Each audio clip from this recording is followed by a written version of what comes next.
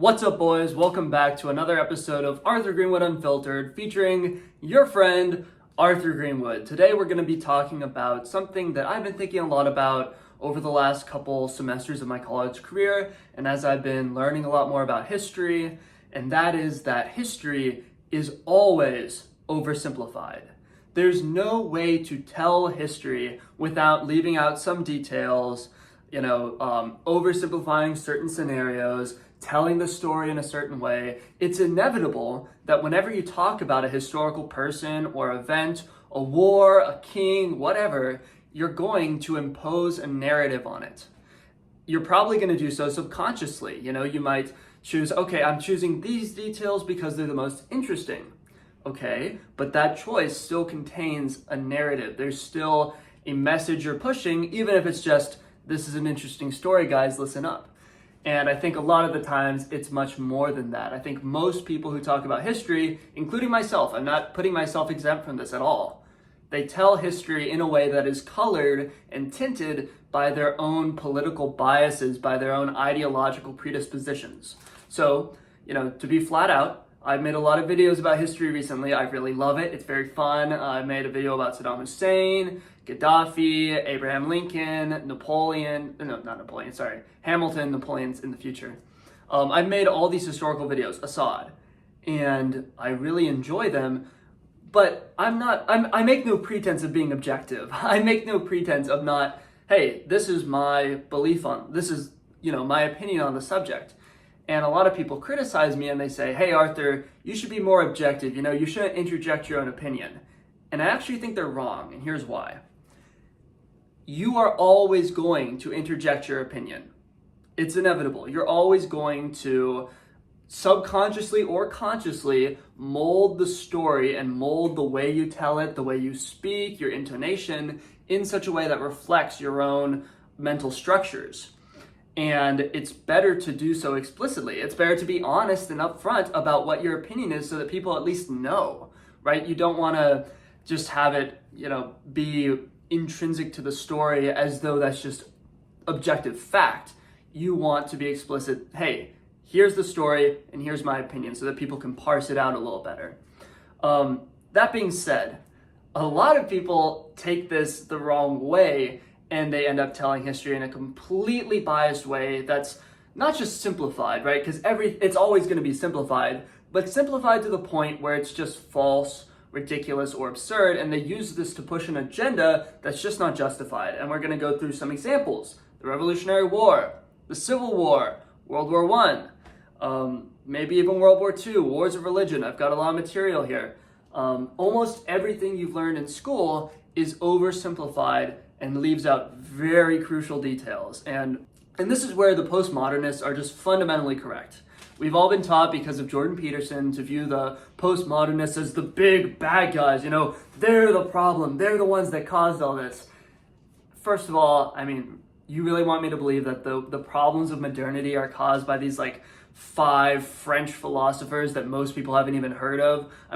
The average guy on the street has no idea who Baudrillard or Foucault are. They do not know these people. These figures might be important in the history of thought, but they didn't really, in my opinion, affect the world outcomes that much. They were not very close to the levers of power. And this whole idea that, they're what we really need to blame, everything would be fine if it wasn't for the postmodernists. It's just ridiculous. All the trends we see today had started long before the postmodernists, and the postmodernists were not even monolithic. Lots of them were kind of base, lots of them were very cringe. Some of them, all of them were a mix of those things, and it's stupid to just pin a label on them as the evil bad guys. So I'm going to defend them on this particular take, which is that meta-narratives are very dangerous.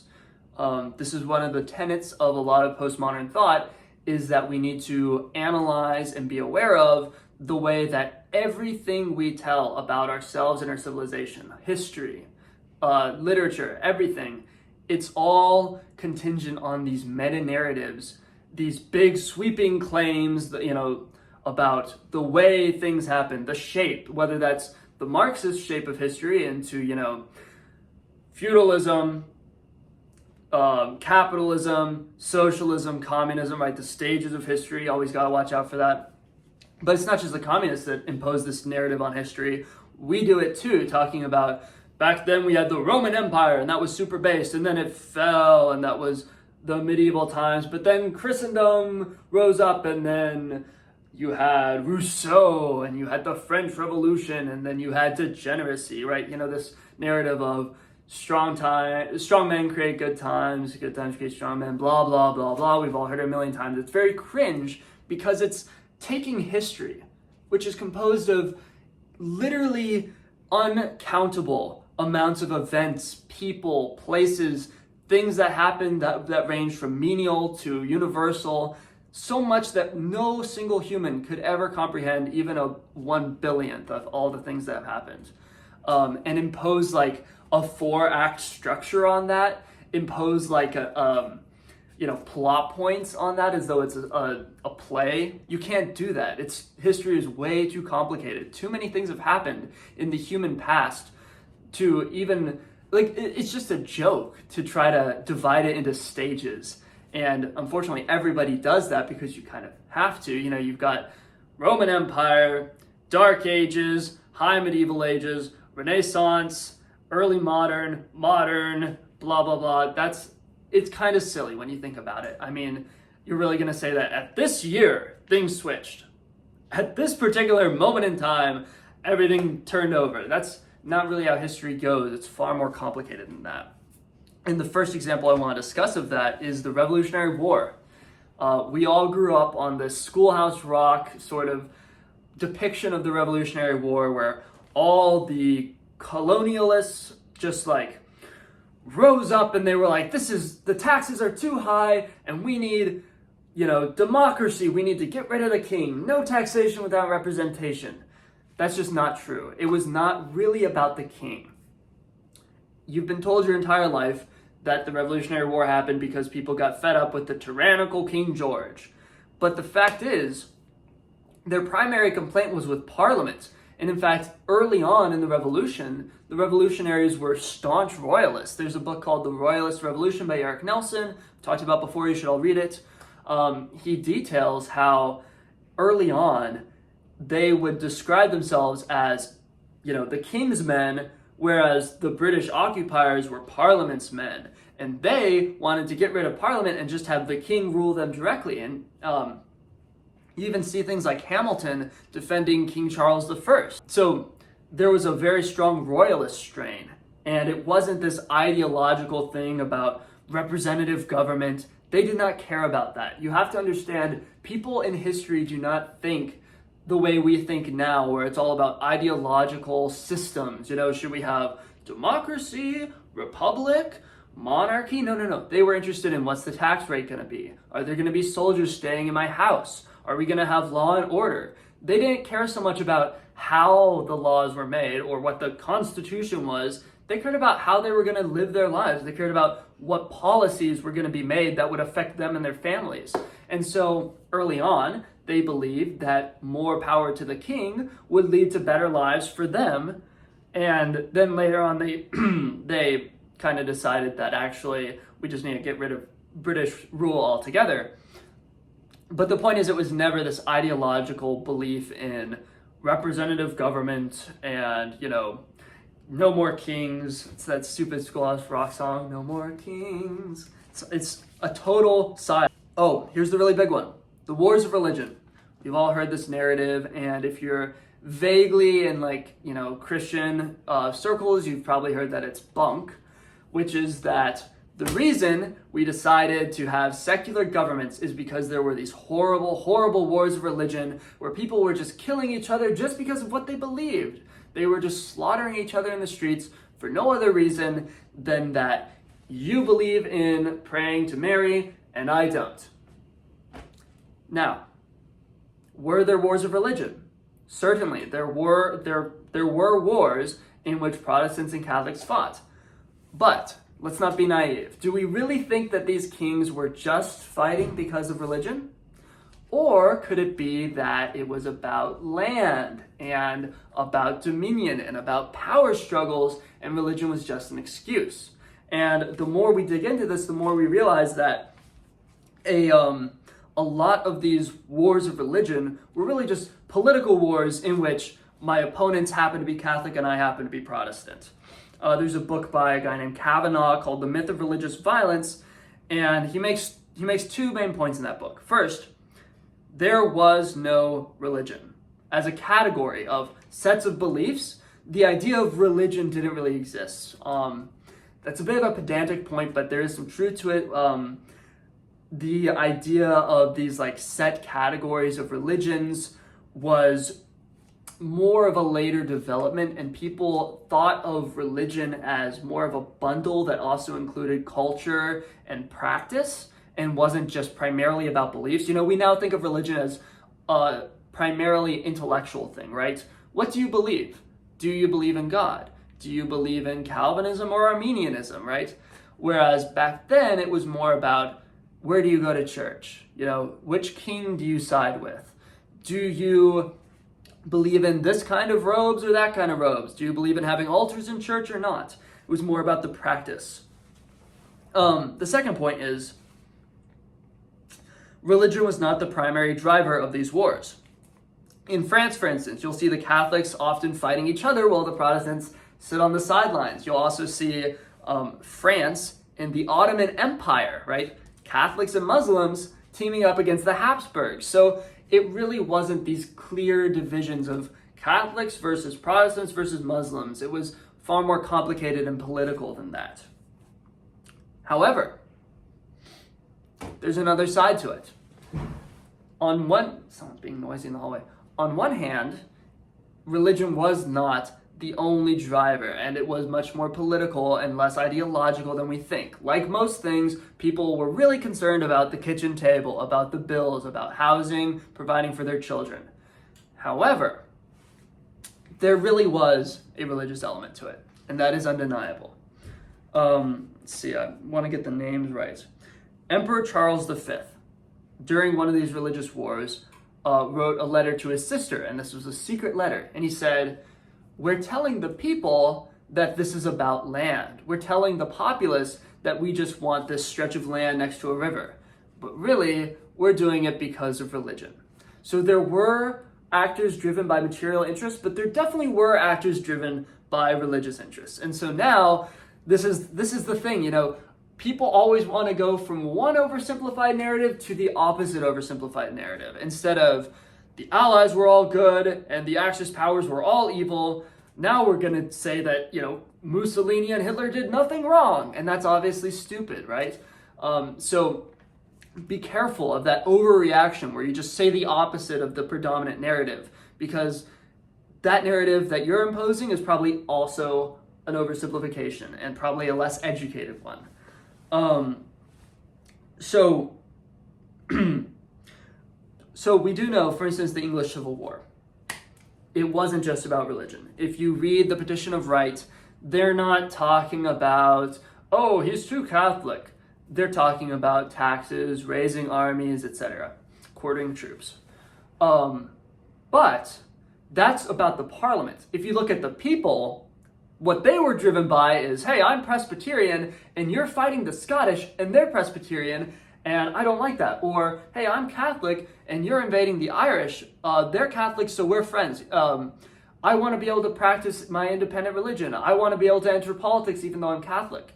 A lot of it really was about religion. And so where the conservatives go wrong is they say, oh, it wasn't really the Puritan Revolution. It was just purely the English Civil War. I don't think so, pal. If you look at the troops in Cromwell's army, they're all independent Baptists. They're all independent Calvinists. If you look at the Parliament, they're all Presbyterians. If you look at the King's men, they're Catholics. So it really does fall along religious lines, and there really is this bonding of loyalty. And so what we have to be careful of is we need to acknowledge there really was a problem with religion in the pre-modern period. There really were people who got killed or tortured or persecuted or kept out of politics, or their houses were burned down and their family was dragged into the street for no other reason than religion. And religion did cause a lot of problems. These organized churches that squabbled with each other really did cause a lot of suffering. We really do want religious tolerance. I'm sorry, I know, oh, Arthur, you're sounding like such a leftist communist, but I don't want to live in a world where my neighbor's Catholic, so I have to kill him. I want to live in a world where I'm Anglican, my neighbor's Catholic, maybe the guy across the street is a Mormon or whatever, and we can all just have a backyard barbecue together and discuss our religion like civilized people. It's not worth killing people over, okay? You're not changing minds, you're not saving souls, you're killing people and causing suffering. So the overreaction towards this like crusader tradcath mentality is dangerous, and I don't want to live in a world where people get killed or go to war because of their religion. Okay, final example, and then we'll wrap this up, of oversimplifying history. And this is one I'm guilty of. The French Revolution. Okay, pretty bad, right? I mean, you had all these peasants revolt, there was the reign of terror, the guillotine, blood flowing in the streets, as Charles Dickens would describe. Sure. But it's a little more complicated than that. Because what you need to understand is that the Estates General were not peasants. They were people from the First Estate, the clergy, and the Second Estate, the aristocracy, and the Third Estate. And the Third Estate was not just illiterate peasants. It included lawyers. It included merchants. It included these very intelligent men. And frankly, they had a point. They were right to be angry with the king and the gentry, because the way it worked in France was that you had this huge class of nobles. It wasn't just, the rulers, right? It wasn't just the king and his family. There were way too many aristocrats, all right? And they were not helpful. They were useless. They were just, they had their title and they didn't do anything else. You had this vast class of parasites, and you would have the people in the Third Estate, the lawyers and the merchants of the world, that are very smart and very hardworking, but eventually they hit this glass ceiling where just because they're not nobles, they can't go any higher. We want a meritocratic system where the best rise to the top and the worst fall down. And the problem with this elaborate ancient regime of the aristocracy is that you're stuck. No matter how smart, talented, hardworking you are, you can't just get nobility without a special grant, and they were not handing those out anymore. Same thing with the clergy. The Third Estate, the French revolutionaries were correct to complain about the clergy. And obviously I'm a Christian, okay, I'm not saying we shouldn't have priests or anything like that, but there were far, far too many clergy. It was not just a matter of each village had its own parish priest. There were the secular clergy, sure, that did actual work, went around, visited the sick, gave homilies, etc. But you also had the regular clergy, aka the monks of the world, and there were so many monks. Now, I don't have any problem if you want to become a monk, that's your call, but I don't think we need to have this whole class of monks, because let's be honest, they're not really doing that much. I mean, they're praying, and that's cool and all, but they're really just sitting in their cell, and a lot of them were corrupt and probably weren't even Christians, right? I'm sure there were all kinds of monks who were just living off donations, living off tithes or whatever, and not contributing anything meaningful to society. We should have clergy, but they should be active. They should be contributing something to France. And the revolutionaries were right. The clergy and the nobles were bloated, overbearing classes that did not contribute their fair share. Okay, it's time to thank my patrons. We have a lot now. A lot of you guys joined, and I'm very grateful. Seriously, like it makes my day. As this IQ video that I just posted was climbing the charts, I was witnessing all these wonderful, beautiful new Arthur Greenwood heads joining the flock, and it made me very happy in the midst of my terribly difficult first week of school. So thank you from the bottom of my heart to Jawad Isa, Francis, Webb, Nihilus is here, Nick, Atlas Rise, Donkus Kebab, Total Nicked Elmo, Philip Von Filbert, King Crypto, Edrodged, Maxim, Sensu, Larry O'Cannon, Mount Maxito, Eric DeMelay, Rodney, Hossboss, Brandon, Voidborn, Danis the Manus, Seb, Texan Tetra, Jake, Mark, Samarkand 19er, sorry, Ryrot, Lucaso, Bill, Aiden the Astronaut, Carter, Base Bulgarian, Temp, Medi, Lucas, GPC, Ben, Karthik, Piedar, Frank, Woodson, Benjamin, Wesley, Dan, Honorary A, Bennett, Christian, Konjanak, TDW, Curious Leftist, Reed O'Brien, Macaroni, Nightcore Lion, The Fiery One, Mughal, D's, AA Gaming, NSA Watch List Bait. Thank you all. You're the best. Everybody, click and watch this video right now, and I'll see you there. God bless America. Peace.